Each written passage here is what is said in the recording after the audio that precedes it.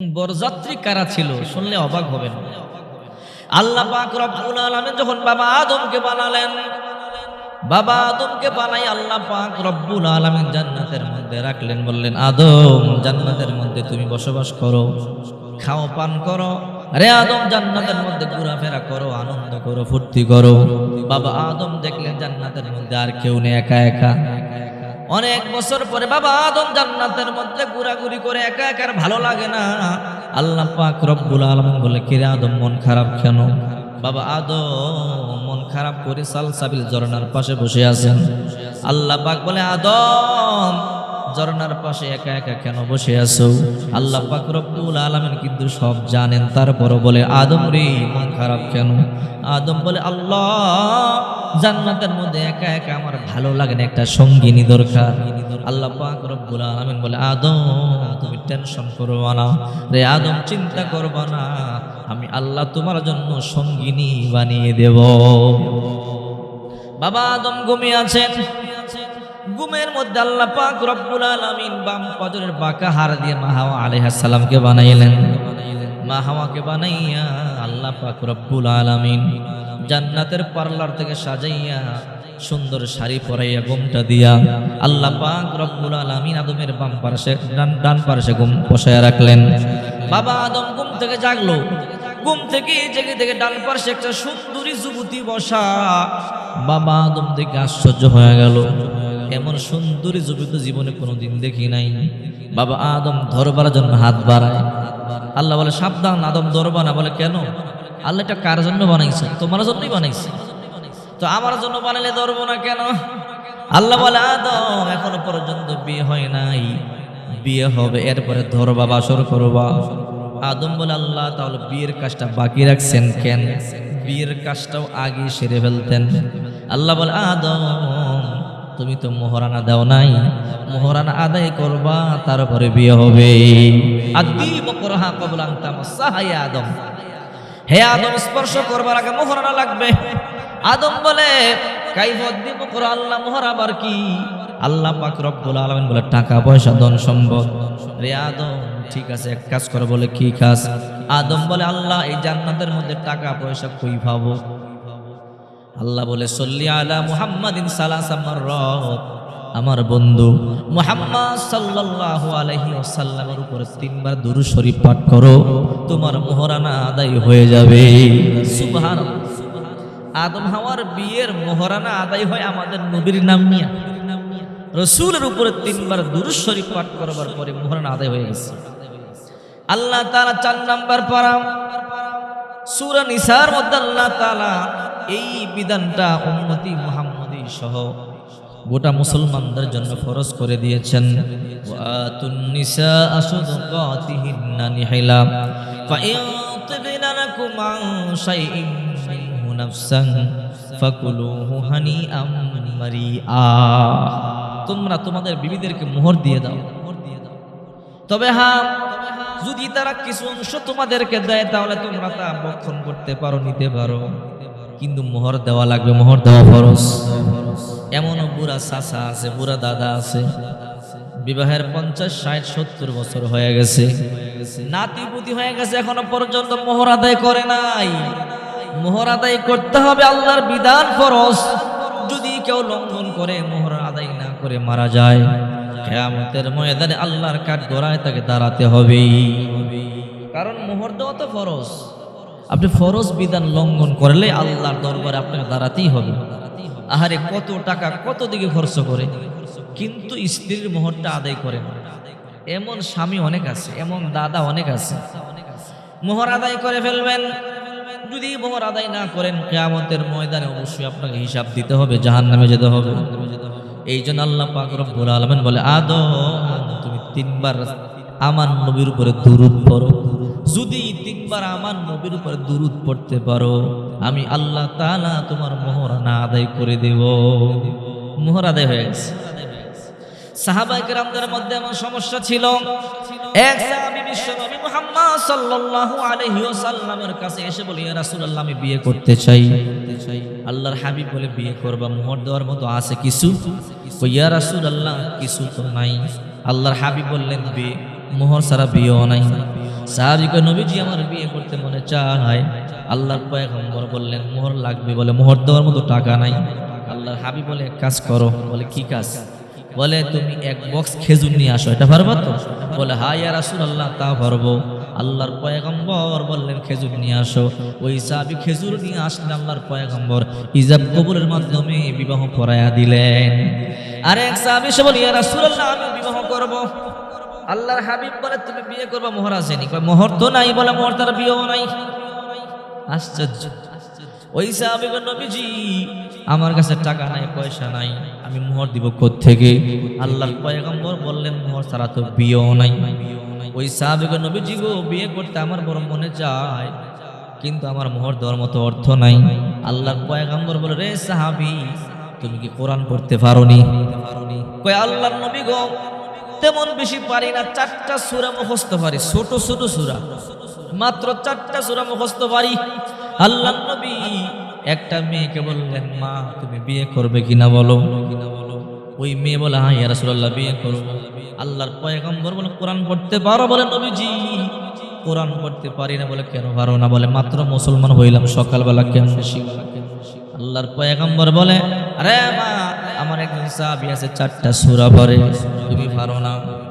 আমি তোমাকে 4টা সূরা মোহর দরিয়া তোমাকে বিয়ে দিতে চাই। প্রতিদিন আসার পরে তোমার স্বামী তোমাকে 4টা সূরা শিখাবে, মুখস্থ করাবে, এটাই হলো তোমার বিয়ের মোহরানা। চিন্তা করেন মোহর ছাড়া বিয়া নাই। আর বর্তমানে আমাদের দেশের যুবক যুবতীরা রমনার বটমূলে গিয়ে বট গাছ ধরে বলে সাক্ষী থাক আমরা বিয়ে করে ফেললাম। আবার অনেক সালাক আছে যে আল্লাহ আর আল্লাহ রসুলকে সাক্ষী রাখলাম, নাউজুবিল্লাহ, কিয়ামত পর্যন্ত বিয়ে হবে না, সাক্ষী ছাড়া বিয়ে হবে না।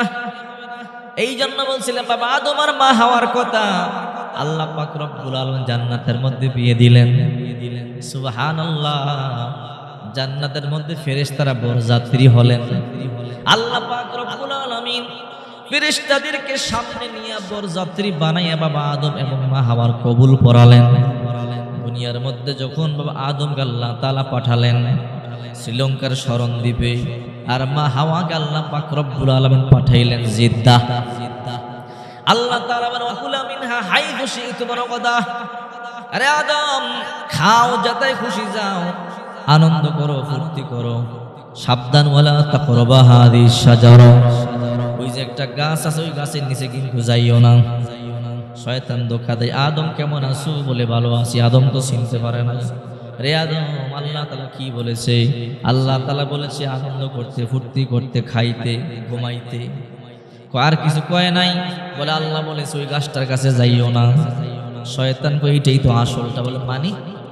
রে আদম আল্লাহ তাআলা বলেছে ওই গাছের কাছে যাইও না, তার মানে আল্লাহ তোমাদেরকে চিরদিন জান্নাতে রাখতে চায় না। বলো কি? বলে হ্যাঁ, কারণ ওই গাছের ফল যদি একবার খাইতে পারো তাহলে কিয়ামত পর্যন্ত কোনোদিন তোমাদেরকে জান্নাত থেকে বের করা হবে না।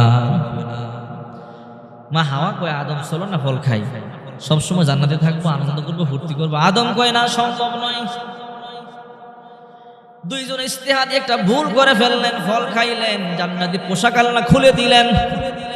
আল্লাহ পাক রব্বুল আলামিন বলে আদম তোমাদেরকে এখন আর জান্নাতের মধ্যে আমি রাখতে পারবো না।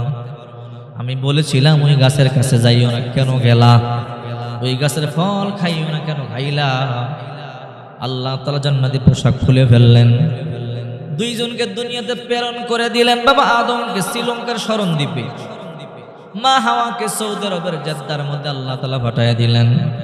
একদিন নয়, 2 দিন নয়, দুইজন 350 বছর পর্যন্ত কান্না করলেন, আল্লাহ আমাদের দুইজনকে আবার মিলায় দাও। 350 বছর কান্না করতে করতে সৌদি আরবের মক্কাতুল মুকাররমা থেকে 20 কিলোমিটার দূরে একটা ময়দান আছে, আরাফার ময়দান। যেই ময়দানে না গেলে হাজীদের হজ হবে না। আরাফার ময়দানটা অত্যন্ত দামি একটা জায়গা। এই জায়গার মধ্যে অবস্থান করা হাজীদের জন্য ফরজ। যদি কোনো হাজী আরাফার ময়দানে না যায় তার হজ হবে না। রাসূল করিম সাল্লাল্লাহু আলাইহি ওয়াসাল্লাম বলেন আল হাজ্জু আরাফা, আল হাজ্জু আরাফা, আল হাজ্জু আরাফা, আরাফাই হইল হজ। 350 বছর বাবা আদম মা হাওয়া কান্নাকাটি করবার পরে এই আরাফার ময়দানে দুইজনের সাক্ষাৎ হয়ে যায়। আরাফার ময়দানে সাক্ষাৎ হওয়ার কারণেই এই ময়দানের নাম হয়ে যায় আরাফার ময়দান। আরাফা শব্দের অর্থ পরিচিতি লাভ করা। তো দুইজনের পরিচয় হয়েছে, এই জন্য এই ময়দানটার নাম হইল আরাফার ময়দান। আল্লাহর হাবিব বিশ্বনবী মুহাম্মদ সাল্লাল্লাহু আলাইহি ওয়াসাল্লাম বলেন, এই আরাফার ময়দানটাই হবে হাসরের মাঠ। এই আরাফার ময়দানেই আল্লাহ তাআলা বিচার করবে। আহারে, যখন আমি এই বছর হজে গেলাম, আরাফার ময়দানে যখন গেলাম, আহারে জোহরের পরে হাজিরা তাঁবু থেকে বের হয়ে যায়। জোহরের পর থেকে মাগরিবের সূর্য ডুবার আগ পর্যন্ত একটু সময় আরাফার মধ্যে অবস্থান করা ফরজ। যখন জোহরের সময় হয়ে গেল, নামাজ পড়ে খাবার খেয়ে প্রত্যেকটা হাজি তাঁবু থেকে বের হয়ে আরাফার ময়দানে আসমানের দিকে হাত তুলে চোখের পানি ছাড়িয়ে কান্না শুরু করছে। আমি দেখেছি এমন একটা হাজি নাই যেই হাজির চোখগুলো বায়া বায়া পানি পড়ে না, প্রত্যেকটা হাজির চোখগুলো বায়া বায়া পানিগুলো পড়তেছিল। রাসূল করিম সাল্লাল্লাহু আলাইহি ওয়াসাল্লাম বলেন, আরাফার ময়দানটা এমন ময়দান, আল্লাহ তাআলা ওই দিন যত বান্দা বান্দিকে ক্ষমা করেন এই পরিমাণ আর কোনোদিন ক্ষমা করে না। রাসূল করিম সাল্লাল্লাহু আলাইহি ওয়াসাল্লাম বলেন, সিয়ামু ইয়াউমি আরাফা আহতাসিবু আলাল্লাহ আইয়ুকাফিরু সানাতাল্লাতী ক্বাবলাহু ওয়াস সানাতাল্লাতী বাদাহু। আল্লাহর হাবিব বলেন, এই আরাফার দিনের রোজাটা আল্লাহর কাছে এত দামি, আল্লাহ তাআলা এক বছর আগের এক বছর পিছনের গুনাহ মাফ করে দেয়। হাজিরা চোখের পানিগুলো সারিয়ে কান্না করে। জিজ্ঞাসা করলাম, হাজি আরাফার ময়দানে চোখের পানি সারিয়ে এমনি কেন কাঁদেন? বলে, হুজুর এই তো বসে আরাফার ময়দানে হাসরের মাঠ হবে, এই হাসরের ময়দানে একদিন দাঁড়াইতে হবে। আল্লাহর কাছে শুকরিয়া আদায় করি, আল্লাহ তাআলা আমাদেরকে এই মাঠের মধ্যে আসার তৌফিক দিছে। আল্লাহর কাছে কান্নাকাটি করি, আজকে যেমন ইজ্জত দিয়া সম্মান দিয়া এই আরাফার ময়দানে আসার তৌফিক দান করেছেন, কিয়ামতের ময়দানেও যেন ইজ্জতের সহিত আরাফার ময়দানে উঠায়। বাবা আদম আর মা হাওয়াকে আল্লাহ তাআলা বানাইলেন বড় মুহাব্বত করে, বড় ভালোবাসা। ফেরেশতারা বলছিল, আল্লাহ তাআলা আদম সন্তানকে আপনি বানায়েন না, দুনিয়াতে গিয়ে নাফরমানি করবে, মারামারি করবে, কাটাকাটি করবে। আল্লাহ পাক রব্বুল আলামিন বলেন, ওয়া ইদ ক্বালা রাব্বুকা লিল মালাইকাতি ইন্নী জাইলুন ফিল আরদি খলিফা। এই ফেরেশতারা, দুনিয়াতে আমি আদম সন্তানকে পাঠাবো, আদম সন্তানকে দুনিয়াতে পাঠাবো, প্রতিনিধি পাঠাবো, আমি আদম সন্তান তৈরি করব। ফেরেশতারা বলে, আল্লাহ ক্বালু আতাজআলু ফিহা মান ইউফসিদু ফিহা ওয়া ইয়াসফিকুদ দিমা ওয়া নাহনু নুসাব্বিহু বিহামদিকা ওয়া নুকদ্দিসু লাক। আল্লাহ কেন বানাবেন? দুনিয়া গিয়ে মারামারি করবে, কাটাকাটি করবে, রক্ত ফাসাদ ঘটাবে। আমরাই তো আপনার ইবাদত বন্দেগী করি, আমরাই তো আপনার মুহাব্বত করি, তাসবিহ জপি। এই আদম সন্তানকে দুনিয়াতে কেন বানাবেন? আল্লাহ পাক রব্বুল আলামিন বলেন, ফেরেশতারা, ক্বালা ইন্নী আ'লামু মা লা তা'লামুন। আরে ফেরেশতারা, আমি যা জানি তোমরা তা জানো না, আমি আল্লাহ যা জানি তোমরা তা জানো না। বড় মুহাব্বত করে আল্লাহ পাক রব্বুল আলামিন আদম সন্তানকে বানাইলেন, আদমকে বানাইলেন। কেমনে বানাইছে শুনলে অবাক হবেন। কত সময় নিয়ে বানাইছে? এই পৃথিবীটা মাত্র 6 দিনে বানাইছে। 7 আসমান 7 জমিন আরশ কুরসি লৌহ কলম যা কিছু দেখেন মাত্র 6 দিনে বানাইছে। আর এই আদমকে আল্লাহ তাআলা 120 বছর সময় লাগায় বানাইছি। আল্লাহ পাক রব্বুল আলামিন বলে, জিবরাইল দুনিয়াতে যাও, মাটি নিয়ে আসো, আমি আমার আদম বানাবো। জিবরাইল দুনিয়াতে আসলেন, মাটি ধরে, মাটি কয়, জিবরাইল আল্লাহর দোহাই হাত দিও না। কেন হাত দিব না? যে মাটি দিয়ে আদম বানাবে, ওই আদম আমার বুকে দাঁড়াইয়া নাফরমানি করবে, আমি সহ্য করতে পারবো না। আল্লাহর কাছে জিবরাইল ফিরে গেল। আল্লাহ পাক বলে, মিকাইল তুই যা। মিকাইল আসলেন, মাটি ধরলেন। মাটি বলে, রে মিকাইল আল্লাহর দোহাই হাত দিও না। বলে, কেন? বলে, যে মাটি দিয়ে আদম বানাবে, ওই আদম নাফরমানি করবে, আমি সহ্য করতে পারবো না। মিকাইল চলে গেলেন। আল্লাহ বলে রে ইসরাফিল তুমি যাও মাটি নিয়ে আসো। ইসরাফিল মাটি নেওয়ার জন্য দুনিয়াতে আসলেন। মাটিতে হাত দেয়, মাটি বলে রে ইসরাফিল আল্লাহ দোহাই হাত দিও না, কারণ এই মাটি দিয়ে আদম বানাবে। আদম যখন আমার বুকে দাঁড়াইয়া নাফরমানি করবে আমি মাটি সহ্য করতে পারবো না। চলে গেছে, 3 ফেরেশতা চলে গেছে। আল্লাহর কাছে গিয়ে বলে আল্লাহ আমরা মাটি আনতে পারি না, মাটি তোমার দোহাই দে, কেমনে আনি? আল্লাহ বলে রে মালাকুল মাউত আজরাইল তুই যা, তুই গিয়ে মাটি নিয়ে আয়। মালাকুল মাউত আজরাইল দুনিয়াতে চলে আসলেন। মালাকুল মাউত মাটির মধ্যে হাত দিলেন, 3 লাজিব ঠনঠনে এঁটেল মাটি। মাটি বলে রে আল্লাহ মালাকুল মাউত আজরাইল আমার গায়ে হাত দিও না। বলে কেন হাত দিব না? এই মাটি দিয়ে যে আদম সন্তান বানাবি ওই আদম নাফরমানি করবে, আমি মাটি সহ্য করতে পারবো না। মালাকুল মাউত বলে রে মাটি তোর কথা আমি মানতে পারলাম না, কারণ যে আল্লাহ আমাকে হুকুম করেছে ওই আল্লাহ তোকেও বানাইছে আমাকেও বানাইছে। মাটি নিলেন, 3 লাজিব ঠনঠনে এঁটেল মাটি। এঁটেল মাটি দিয়ে তো কিছু হয় না। দেখবেন চৈত্র মাসে যখন জমির মধ্যে মাটি ফেটে থাকে, বাড়ি দিলে ধুলার মতো হয়ে যায়। এই মাটি দিয়ে তো কিছু হবে না। মাটি দিয়ে কিছু বানাইতে হলে মাটিকে নরম করতে হবে, কাদা বানাইতে হবে। আল্লাহ পাক রব্বুল আলামিন আসমানকে ডাক দিল, ইয়া সামা আমতিরি আলাইহি 40 সানা। রে আকাশ আমার মাটির উপরে 40 বছর পর্যন্ত বৃষ্টি ঢেলে দাও। 40 বছর পরে মাটি বৃষ্টি পাই হামাইম মাসনুন ঠনঠনে এঁটেল মাটি হয়ে গেছে, একদম কাদা মাটি। এই কাদা মাটি দিয়া আল্লাহ পাক রব্বুল আলামিন বলল রে ফেরেশতা আদমের লাশ বানাও। আদমের লাশ বানাইলেন, কিন্তু চেহারা কেমন হবে? আল্লাহ বলে সাবধান, চেহারায় হাত দিবি না। আমি আল্লাহ আমার কুদরতি হাত দিয়া টিপা টিপা চেহারা বানায়া দিব। আল্লাযী খালাকা ফাসাওয়াকা ফাআদালাক ফি আইয়ি সূরাতিন মা শাআ রাক্কাব। আল্লাহ যেমন চাইছে তেমন বানাইছে। আল্লাহ বলে আমি সৃষ্টি করেছি, আমি সুষম করেছি, সুবিন্যস্ত করেছি। আহারে ইয়া আইয়ুহাল ইনসানু মা গররাকা বিরাব্বিকাল কারীম। হে আদম সন্তান, হে মানব জাতি, আমি আল্লাহ থেকে তোমাকে কে গাফেল রাখলো? কে মুখ ফিরে গেছে? কেন? কারণ কি? এবার আল্লাহ পাক রব্বুল আলামিন নিজে আদমের চেহারা বানাইয়া দেহের সাথে লাগাইয়া দিছে।